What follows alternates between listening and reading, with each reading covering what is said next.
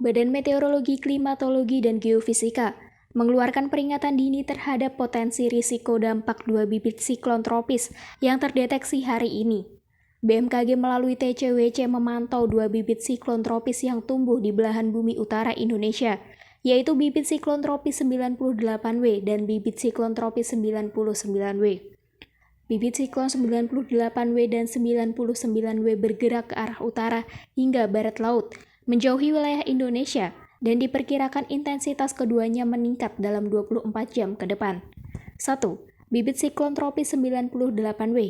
Deputi Bidang Meteorologi BMKG, Guswanto MSI mengatakan, bibit siklon tropis 98W terdeteksi tumbuh di Samudra Pasifik Barat sebelah timur Filipina. Kecepatan angin maksimum bibit siklon yang satu ini diketahui mencapai 30 knots atau 54 km per jam, dan tekanan udara di pusatnya mencapai 1006 hektopascal. Sehingga, lanjut Guswanto, dalam 24 jam ke depan, bibit siklon 98W dapat memberikan dampak tidak langsung terhadap kondisi cuaca di Indonesia, berupa potensi gelombang laut dengan ketinggian 1,25 hingga 2,5 meter yang dapat terjadi di Samudra Pasifik Timur Filipina. 2.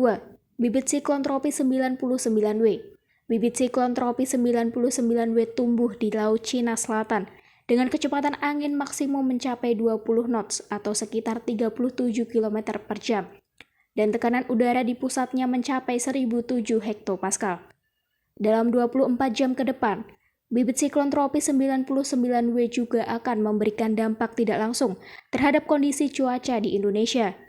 Di antaranya seperti hujan dengan intensitas curah sedang hingga lebat, gelombang laut tinggi yang bisa mencapai 1,25 hingga 4 meter di wilayah-wilayah berikut. Hujan intensitas sedang hingga lebat berpeluang terjadi di Kalimantan Utara, Kalimantan Timur, Kalimantan Tengah, Kalimantan Barat, Sulawesi Utara, Gorontalo, Sulawesi Tengah.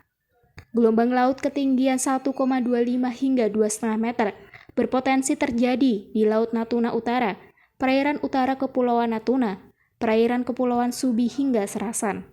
Gelombang laut ketinggian 2,5 hingga 4 meter dapat terjadi di Laut Cina Selatan. Masyarakat di sekitar wilayah yang disebutkan diminta meningkatkan kewaspadaan terhadap potensi risiko bencana yang bisa terjadi akibat hujan intensitas sedang hingga lebat, dan juga gelombang tinggi. Namun, kewaspadaan itu tidak perlu disertai dengan kepanikan. Masyarakat harus tetap tenang dan terus memantau informasi selanjutnya yang lebih rinci dari analisis BMKG terhadap perkembangan kedua bibit siklon tersebut.